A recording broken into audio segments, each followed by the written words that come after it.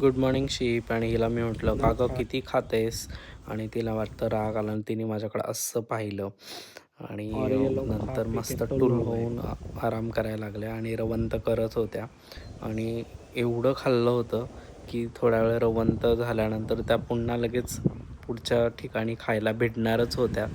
तर हिच्या गळ्यामध्ये छान बेल्ट होता आणि परत पुन्हा त्यांनी खायला सुरुवात केली. थोडीच विश्रांती घेतली. मस्त चांगल्या मट्टा खात होत्या. याला सुसू आली, याने सुसू केली आणि मग छोटी पिल्लं होती, मग त्यांच्यावर थोडंसं मी फोकस केलं.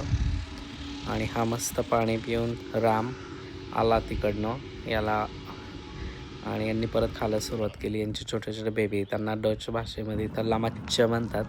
ईशानकडनंच मी शिकलो, तो शाळेमध्ये सांगतात लामाच्च लांब. आणि ह्या मेंढ्यांचं मटण इथं सर्रास खाल्लं जातं.